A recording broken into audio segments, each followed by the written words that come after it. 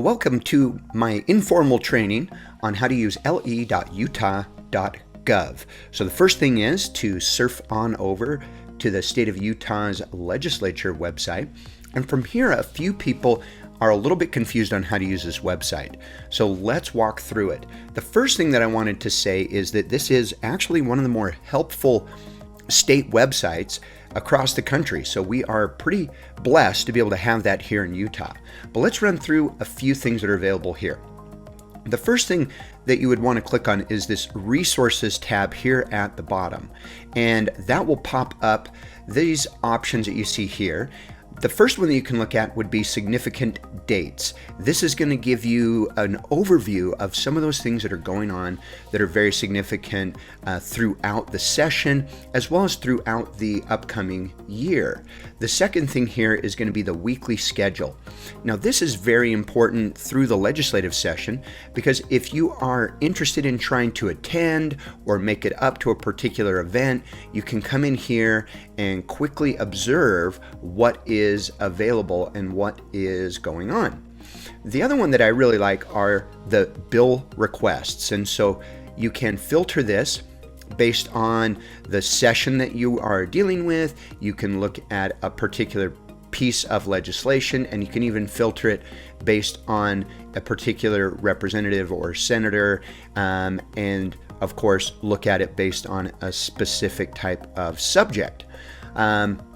This can become a little overwhelming unless you kind of understand, you know what, I really want to look at, say, gun legislation, and coming down to weapons will give you an opportunity to look at all of the bills that are currently running as relates to that particular subject matter. So for example, if you wanted to look at what was going on with Representative Brian King's HB 109, and then you can click on that, it will bring you into the bill.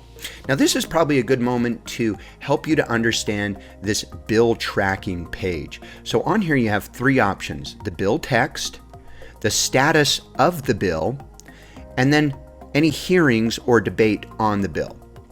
So let's run through those one at a time. On the bill text, the default is to view what the website shows. You can also click a printer friendly. This would be the one you'd want to use if you're going to be printing this off or want to export it to a PDF. But on this page, a few things that I love to look at first are the overview or the highlighted provisions. And this is a section that will be available with every bill, and you can look at just exactly what that bill is about. Then down below, it will start covering all of the sections that are affected by the bill. Now, one thing to remember here is that in this section, which is definitions, anything that is not underlined is current code or current statute in Utah. So we come all the way down here to number 9, and as you see, it's underlined. So this is something that this representative is proposing with this piece of legislation to change. And then as we keep going, because he added in 9, all of the numbering has to change a little bit. And then he also adds in 25 through 29 as some new sections as well. And then this is really the heart of his bill, which is the transfer of firearm between unlicensed persons. And as you can see, the majority of this section is brand new. So that's an overview on how to look at the bill. Off to the side, you can also look at the fiscal note. That is typically what a lot of legislators like to look at, because the bigger the number over here, the more they do not want to grow government or government funding, and so they may try to stay away from that. If this is a bill that interests you, you can click on the Track This button, and that will actually allow you to receive email updates and notifications on what happens with the bill. You can also look at any bills that are similar to it. So hopefully that gives you a nice overview of the bill text. The status is important because this is where you can understand when it was first introduced. So this representative, well before the session started, had this idea going. And then as it got into the session, you can see that it was read in very early in the session, but it was very delayed with its introduction. And the House actually tabled it. And what that means is the bill is dead effectively. So it's been sent back to rules, and this was not heard. On the hearings and debate, this is a fun one. If you're wondering, well, what exactly happened there, you can actually come in and look at the report about it. And if it has audio right here, you can actually click on that, and it will take you into the committee's meeting. And then you can scroll down and find the exact part of that meeting. So right here, it was highlighted for us. And you can then turn on the volume, and you can listen to what went on. A civil discourse on a very important matter. So all of that's very interesting. Again, really well done website, and I hope all of us can take advantage of that. So let's head back to the home page, and again, still under resources, we can then look at numbered bills. And so this is going to give you an overview of all of the bills that are out there. So if you know that there's a particular bill that you're interested in, you can just hit the plus minus and then scroll down, find the bill that you're interested in, click on that number, and it will pop you right in. And what I just showed you, you can do for every single bill. So that's pretty exciting. New bills is great, where you can come in and see just exactly what is going on. I think a lot of us get confused on these bills that come out because there's no set time frame. And so you can come in, you can look at the short title for it, and if it looks like it's something that's interesting, again, just click on the number and you can come in and start reading through that particular bill. So hopefully this is being helpful. You can also click on the past bills. This is going to show you the bill number, the title, and just exactly what happened. So there's a few bills that the governor has actually signed already into law. Most of these are still awaiting the governor's signature. The bill tracking page, again, these are just a few of the bills that I was tracking. And so this is where you can come in and track bills. You can also track committees. You can track code. You can track subjects or anything else. And a lot of that is just based on you logging in and creating a quick account. Very easy to do with just an email. The reason why that email is important is when you sign up for notifications, your login is authorizing the state to email you notifications. But heading back here, one that is very interesting is this floor reading calendar. So right now the House is not in session, but if we scroll down here, we have the action board, we have the display board, and a lot of people have been wondering, how in the world do you know what bills are coming up? Well, for the House, they have what's called their third reading calendar. And as you can see here, currently there are 4 bills that are available there. Now, this outline around them means that they have been circled. So the bill sponsor has said, hey, I'm not quite ready to hear that yet. So maybe it's awaiting something, and so it has been circled. Down below, we have the Senate bills. And as you can see, we've got 17 bills that are ready to go in there. Also in here, as you notice, you can click on these bills and it takes you to a very informative page that is only available through this particular view. Same thing, you still have the opportunity to read through the bill. You can get the general description and the highlights, and then of course you can scroll seeking and looking for those areas of the bill that are underlined. Off to the side, it's very interesting because you can see this was the original bill. And this bill, the S01, means that's its first substitute, and so S2 is its second substitute. So there's been some changes with this bill. You can come right here and look at how it was when it was originally introduced. You can click to look at the fiscal note that is on that bill. You can look at the sections of code that are going to be affected by the bill. And then you can look at a comparison between the current substitution and the original. And so anything that has been changed, you can see that in red. Now this is very important for the legislator, but it's also very important for us as the public to understand that this has been changed, for example, from land that would pose a risk to adjoining, and now it's just wildfire on the owner's land. Now, sometimes it's small changes, but a lot of times it's very meaningful changes that we want to be aware of. So anyways, that kind of walks you through the bill. From here, it's also nice because you can track what bills are coming up. And so if you want to contact your legislator or let them know that you have some issues with a bill, you can say, okay, we've got this particular bill, transportation governance. That's important to me. It's 16th down the line. So that's probably going to be heard in an hour or so, and make that known to your legislator.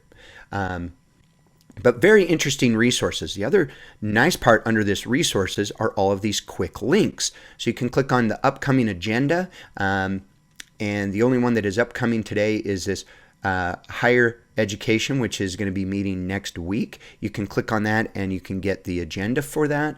Again, very nice to have that available.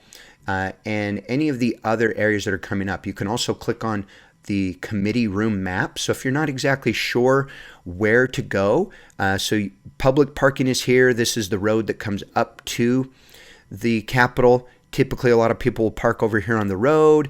There's a little parking area here, and they don't like you to park in the neighborhood, but we all need to park somewhere. So from there, you can click on just exactly what room is the meeting area and know, oh, okay, that's where I need to go so that I can participate in the legislative process. The now playing is a nice one, where if there are things that are playing in the Senate, House, or any of the committee rooms, you can come in here and see that. You can also look at popular subjects. That these are just subjects that are trending, and as you can see, health and law enforcement, education, government operations, business, more education are all kind of your top 5 areas. And from here, very interesting, you can also click on the legislator bill request tools. This will give you an opportunity to see just exactly what's going on. And so, for example, Jacob Andrig has 29 bills that he's working on. One of the busiest guys up there, Todd Wheeler, has 33. Over in the House, you can see what's going on over there. Now, some legislators like to play the more is better rule. A lot of times, these representatives or senators that are running a lot of bills are the ones that also chair a lot of the committees. And those committees are hearing a lot of ideas throughout the year, and are being asked to run specific legislation. So that's the resource tab. The calendar tab is also very interesting because over here you can look at what is upcoming and what's ongoing. It will also tell you that those may be the last day for action. You can click on the play button and be taken to a particular event that is going on. So if you hit the play button, and it will take you up here, and you can start to watch just exactly what happened on the Senate 2020 day 44. In here, it's also very user-friendly. You simply click on the play button, and it will fast forward you to the area that you're interested in as far as relates to watching and observing what happened with the bill. So if you feel like, oh my gosh, I missed out on something, no harm, no foul, everything is recorded, and you can come in and see just exactly what was said or what was not said on a particular piece of legislation. So that's the calendar. One other point that we should all know is the My Legislators. So if you come in here, very easy to just put in your address and your zip, hit set, and then it will kick out for you who your representative and senator are. So that gives you a very good overview of these 3 buttons. I think they are some of the most useful buttons that are out there. Up top, we've got legislators. You can go through all legislators, the House or the Senate. This is very interesting because you can learn more about the House, the leadership, look at the roster, where people are sitting, their conflict of interest, and past floor debates. So very interesting as you click on these, and then it will take you to just another quick page, and you can go through and find that particular rep. Let's say you're interested in looking at Casey Snyder, and you just click on the View Rep page, And from here, it gives you an opportunity to see his name, where he's at, his address, phone, and email. You also know what committees he's on, current legislation, any conflict of interest, his district, and a financial disclosure. Down below, you get a little personal information as far as background and education. What I have also found is really important is instead of shooting an email from here and just populating that from your own email, a lot of these legislators get a lot of spam.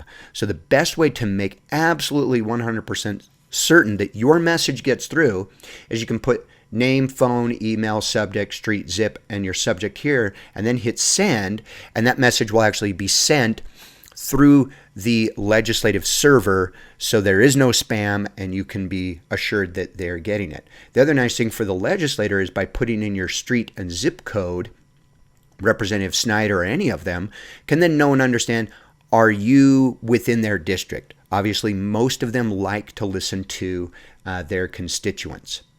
So that gives you the legislators. The bills, very similar to what we saw before. You can click on the view bills, and this will give you all of the sessions going all the way back to 89 to 96. So if it's older than that, you can put in a phone call and have that bill requested and get a copy of it that way. Code is very interesting. If you want to come in here and you're wondering, my goodness, why is it that certain things are the way that they are as it relates to dogs or anything, you can come in here and look at the code. You can also do a search for the code, which is probably a lot easier than just digging through it. So anything you type in here, and you'll have all of the codes that are part of that kick right up. The committees, I really like this page as well because this is important to come in if you're looking at trying to understand who is on a particular committee. So you can click on find a committee. So here's some task forces. Again, this was our tax restructuring task force. If you click on that, it's nice to hit the members and you can start to understand, okay, who is part of this particular equalization task force, what's the legislation they're looking at, and things of that nature. Some of them have a little more information than others.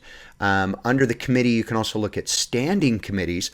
These are the ones that are going to be hearing all of the bills and the legislation. So you can look at, say, for example, House Rules Committee, which is the committee that decides where bills are going to go. Again, look at the members. And if you think, oh my gosh, I want to make sure that this particular bill gets heard, you can click on the member of that particular committee, say, for example, the chair of the committee, Representative Hawks, and same thing, learn a little bit more about him as well as send him some information. So very good resource under committees. The audits, very simple. You can come in and look at any of the audits that are out there. The budget, this is a huge one. So I may actually break this video up into two.